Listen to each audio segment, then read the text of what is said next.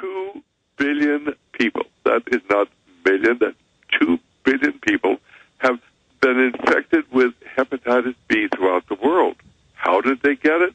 The vast majority of them got from the World Health Organization vaccine immunization program, where they just accidentally used dirty needles. Oh. And of course, in China of course, that's today, their spin. I saw the BBC article about 4 years ago where it said in one African country, we don't know why 40-some% of the women all have HIV, and we've had medical tests. A lot of these little 10-year-old girls have never had sexual intercourse. They still have their, I guess, the hymen in place. And then the BBC said, oh, they must have used dirty needles, the UN inoculators. Bull. As you know, doctor, it's very hard to get HIV from a first needle stick. This was clearly, the researchers believe, injected into them in the different vaccines they were being given. Unfortunately, I think you're true. Well, here in the United States, basically, they gave an experimental hepatitis B vaccine, and it was about 1976 or 77, to cohorts of homosexuals who volunteered for this.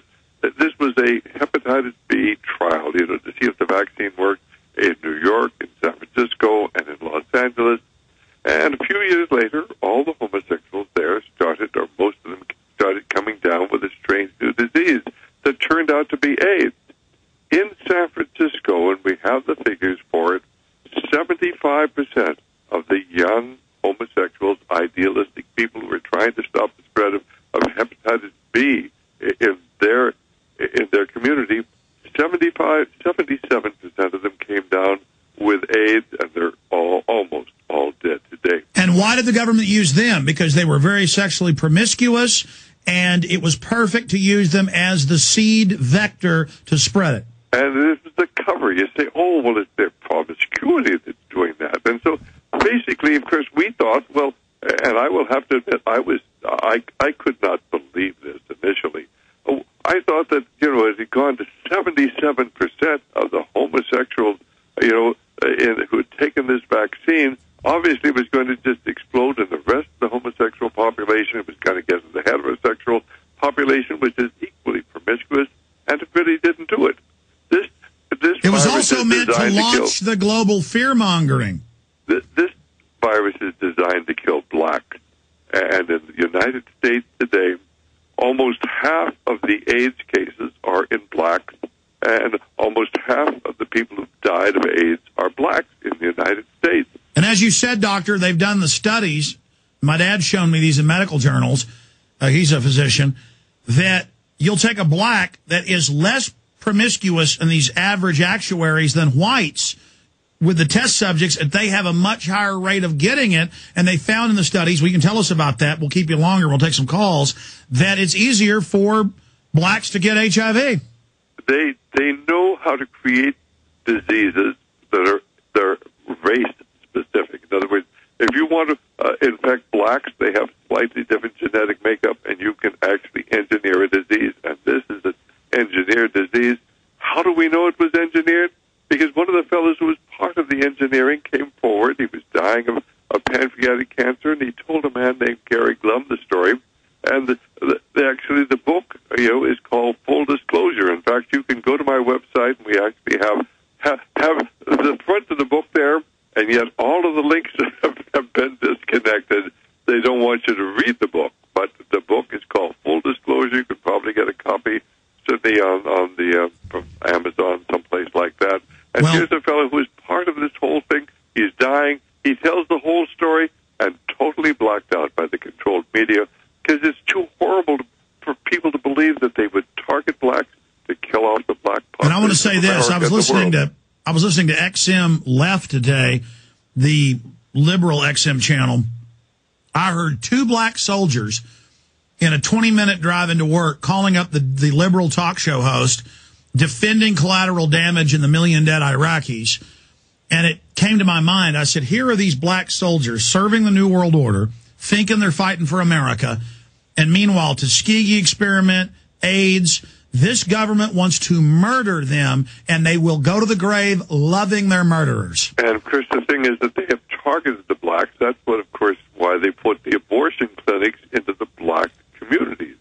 Look at Obama taking the funding block off for abortions in Africa. Sure. And I mean, people find it difficult to believe that there is a genocidal program, first for the blacks, but next for the whites. And now they're getting around to the white part.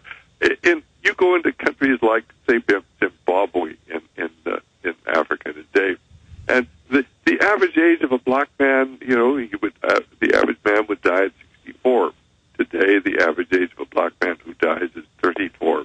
They have the life. They've done this intentionally. They've done it with AIDS and with other programs that they have to kill off the blacks. And, sir, that's another point, and correct me if I'm wrong, but I've had other medical doctors on and folks that study statistics. Before, around 40% of children would die before the age of 5 or 6, and so that would show that the average life expectancy was 55 years old in frontier days. But if you lived past 5 or 6, people actually were living longer, 80, 90 in many cases on average. You go to old graveyards, you see half the graves are for 3-year-olds, 4-year-olds, 5-year-olds, 2-year-olds. But now if you take out the infant mortality rate being lower today than it was 150 years ago, our life expectancy has plunged. So has the Russians, the Africans, every country that takes vaccines. Absolutely. And the thing is, this is why Bill and Melinda Gates, who are totally dedicated to population control and are simply funding, putting the seeds up above the Arctic Circle, that's why they're funding giving the vaccines to all those little black children. Let's talk about them. I'll just go ahead and keep you for another 20 minutes if you can do it, because I want to go to Chris, John, Steve, Mark, and Rob, and everybody else. Let's talk about Bill and Melinda Gates, the ghouls of Planned Parenthood. They run it. The New World Order beast is genetically modifying your food, mixing vegetables with animals, and now experimenting with viruses. Without a long-term food solution, you will have just 2 options: starve, or surrender. All canned food supplies will eventually run out. What then? Grow your own healthy food and feed your family forever. SurvivalistSeeds.com is now the nation's largest bulk heirloom seed company, and it's owned by a real patriot, Big John Lipscomb. You can now have an infinite amount of healthy vegetables like a watermelon, a bundle of carrots, or tomatoes for a little more than a penny each. SurvivalistSeeds.com. And now you can go into business with Big John at SurvivalistSeeds.com by becoming an affiliate. See his link at SurvivalistSeeds.com. Ladies and gentlemen, when you discover that there's a technological enslavement system, a scientific dictatorship in place, and we have stacks of their textbooks here in the office, we show them to you daily on air, where they're talking about how we're stupid and how they control us, and they laugh about how they're killing us, it angers you. And then to see the poverty pimps, the liberals, Margaret Sanger, hired by the Rockefellers 90-something years ago, and I sent off to the universities and got her actual copies of her letters, not just quotes in books, calling black subhuman garbage, weeds that have to be killed. She came as a liberal lover to the blacks. W.E.B. Du Bois, they hired him to go out.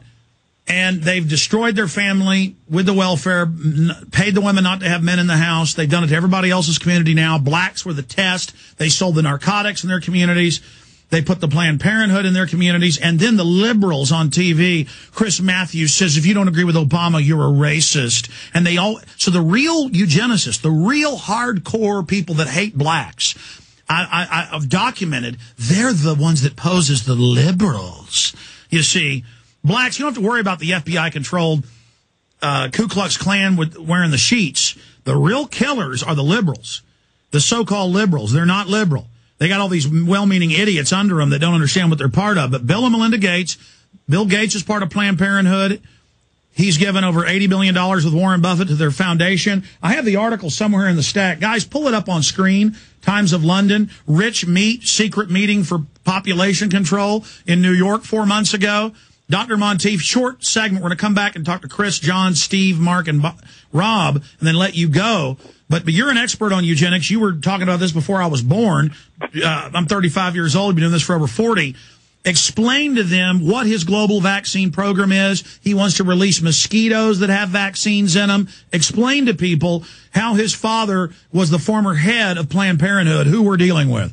Well, Bill and Melinda Gates Foundation is funding all sorts of terrible things. And one of the worst things, of course, is this massive vaccine program for Africa. Now, of course, here in the United States, why they've taken the mercury out of childhood vaccines, in other words, vaccines that are given for childhood diseases. Unfortunately, they've left it in the vaccines that are given to children. What a clever study. In fact, now they've mandated that